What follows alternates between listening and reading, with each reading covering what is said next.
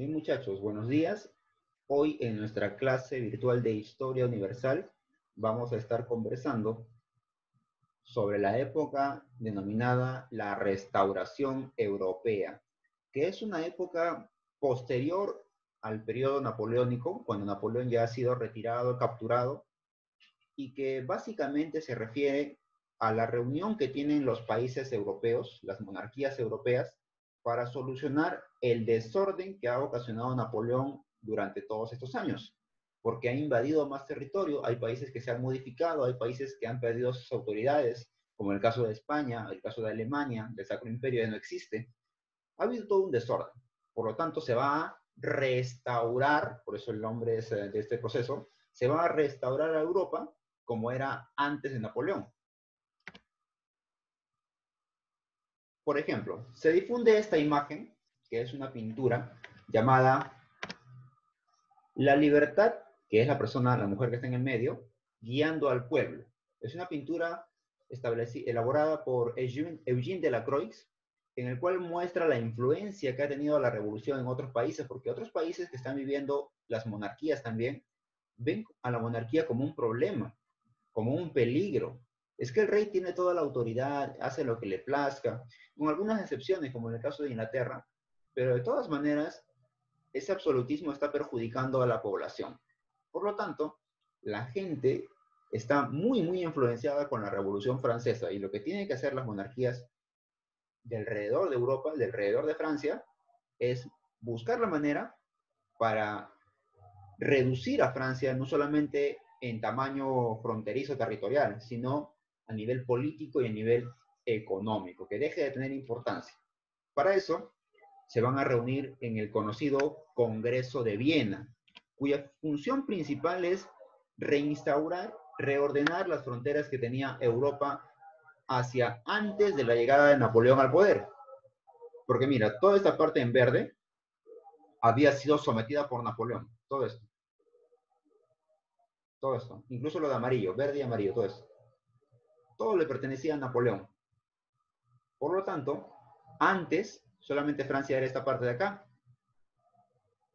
El Congreso de Viena se establece con la reunión de los austriacos, prusianos, rusos y de Inglaterra para restablecer el mapa a como era antes. Que esta parte se le devuelva a España, se le devuelva a Italia, se le devuelva a Prusia, a Austria, de esa manera. Y que Francia quede reducida a lo que en un momento fue. Esa es la primera misión que tiene el Congreso de Viena. Se reúnen en la capital de Austria, que es Viena, para definir ese problema, ¿no? Y a su vez, ellos tratan de asegurar la paz, para que no surja más adelante ningún otro Napoleón que irrumpa y que empiece a conquistar territorios. Y efectivamente lo van a lograr, tanto el establecimiento de fronteras como la paz, porque a partir del Congreso de Viena no va a haber una guerra tan grande que altere el orden de Europa hasta la Primera Guerra Mundial, que es el año 1914. Entonces sí lo van a conseguir, en parte sí lo van a conseguir. Van a cumplir su función el Congreso de Viena. ¿Qué personajes van a representar a sus países? Por ejemplo, representando a Gran Bretaña, tenemos al vizconde Henry Stuart Castlereagh. Él va a tratar de hacer que la postura de Inglaterra aún tenga validez, aún tenga peso. Es decir, primero hay que expulsar pues a toda la zona que ha sido dominada por Napoleón para que los países de Europa vuelvan a comercializar con Inglaterra, porque recuerda que Gran Bretaña había sido excluida del comercio por Napoleón, le había aplicado el bloqueo continental.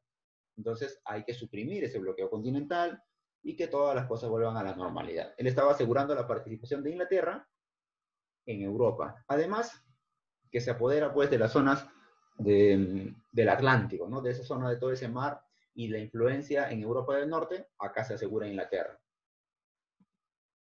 Luego tenemos al zar Alejandro I, el emperador de Rusia. Al emperador de Rusia se le conoce como zar. Así como en Europa se le llama rey, acá se le llama zar. Este zar estaba muy convencido de la participación de Rusia para vencer a Napoleón. Y él decía que sin la ayuda de Rusia, con sus diferentes estrategias, una de ellas la llamada tierra arrasada, no hubiera sido posible derrotar a Napoleón en las batallas finales. Por lo tanto, el apoyo de Rusia fue decisivo y como tal se cree tan poderoso su ejército para ser garante de la paz en Europa.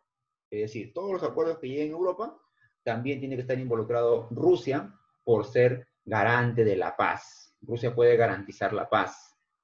No lo va a conseguir porque está muy alejado, está muy hacia Oriente. No tiene tanta participación en Europa. Tenemos a este personaje llamado Clemens Wenzel, príncipe de von Metternich, que es representante de Austria. Y efectivamente, Austria va a querer establecerse, reestablecerse, asegurarse un puesto en Europa como potencia. Y lo va a hacer. Va a reinstaurar a su monarquía Habsburgo en Austria y con ellos Austria va a seguir su desarrollo imperial. Y luego de manera secundaria, acá tenemos a Karl August, príncipe de Born-Hardenberg. Este Hardenberg es representante prusiano. Lamentablemente Prusia no va a cumplir sus expectativas porque no va a tener la presencia en Europa como lo era Austria. Y por último, el representante francés, porque obviamente Francia tenía que estar en la reunión del Congreso de Viena, liderados por el príncipe Charles Maurice de Talleyrand. Este Talleyrand va a tratar de instaurar al rey Luis XVIII como sea, a toda costa, y lo va a conseguir en el trono francés. Recordamos que Napoleón había usurpado el trono y se había quedado con el poder, y van a reinstaurar la monarquía en Francia, pero es una monarquía débil, ya no es una monarquía absolutista. Y es que, claro, ninguno de estos personajes quiere una monarquía absolutista en su país, porque ya saben las consecuencias que puede traer, como una revolución.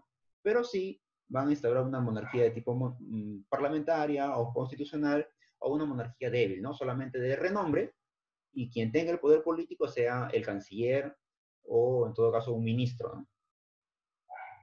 Recuerda, participan en el Congreso de Viena, Gran Bretaña, Rusia, Austria, Prusia y Francia principalmente, porque ellos toman las decisiones, pero también de manera complementaria son invitados a otros países, dentro de los cuales destacan España.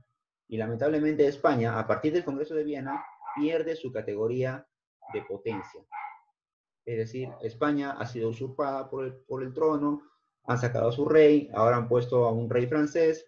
Si bien es cierto, van a devolverle el trono a Fernando VII, español, ya España pierde su categoría como potencia europea a partir de acá.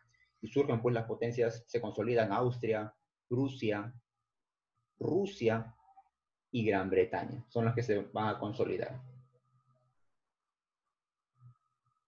¿Qué principios se establecieron en el Congreso de Viena? Bueno, primero el principio de legitimidad, el cual decía que todas las personas que han sido sacadas del trono por Napoleón tienen que regresar a su gobierno, ¿no? El caso de Francia, por ejemplo, que se pone a Luis XVIII. El caso de España, que es otro caso muy, muy importante, en el cual se retira a José Bonaparte y se reinstaura a Fernando VII. El principio de equilibrio, que nos dice que cualquier país tiene que mantenerse con sus fronteras. No pueden permitir que un país se extienda políticamente, militarmente hacia otros porque los va a perjudicar.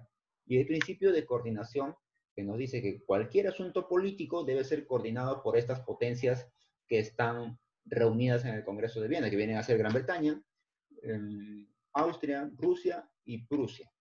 ¿Ya? Acá podemos ver una imagen satírica de cómo Napoleón está cediendo su territorio a las otras potencias y Napoleón solamente se queda con Francia. Claro, hipotéticamente, porque Napoleón ni siquiera está gobernando, ¿no? Acá podemos ver al rey de Austria, al rey de Prusia, al zar de Rusia, él es el rey de Suecia, que también estuvo participando, el rey de Nápoles, acá está Talleyrand, con la imagen de Luis XVIII, y empiezan a hacer la repartición de los territorios que Napoleón ha conquistado. Entonces, lo que se consigue luego del Congreso de Viena es limitar y contener a Francia, conseguido. A nivel marítimo, Gran Bretaña consigue supremacía y superioridad. Alemania e Italia van a quedar muy, pero muy desconformes, porque se las va a dividir, se las va a fragmentar. Una parte se va a quedar bajo el dominio de Austria y otra parte se va a quedar bajo el dominio de Prusia. Austria consigue arrebatarle el puesto a Rusia y se queda como garante del orden. Es decir, Austria dice, yo tengo un buen ejército y ante cualquier conflicto yo puedo intervenir para establecer la paz. Y ya no Rusia, Rusia queda relegada, ¿no? Relegada en el aspecto político, porque territorialmente sí va a tener mayor zonas de control. Así va a quedar establecida, ¿ves? Así va a quedar establecida. Por acá, Rusia, por acá, Prusia, y por acá, Austria. Entre estas tres potencias van a establecer lo que se conoce como la Santa Alianza. La Santa Alianza es bajo la excusa de hacer prevalecer, hacer preservar, difundir el cristianismo en Europa, esa es la excusa, van a establecer con un objetivo militar la obtención de la paz mediante la fuerza. Eso quiere decir que para que todo esté en orden en Europa, los tres ejércitos van a estar aliados, presionando de manera hostigante para que no haya conflictos por territorio, no haya conflictos por límites, no haya conflictos por economía, pero quien no participa es Gran Bretaña. Gran Bretaña no lo ve necesario esta participación de manera militar. Solamente participan en la Santa Alianza Prusia, Austria y Rusia.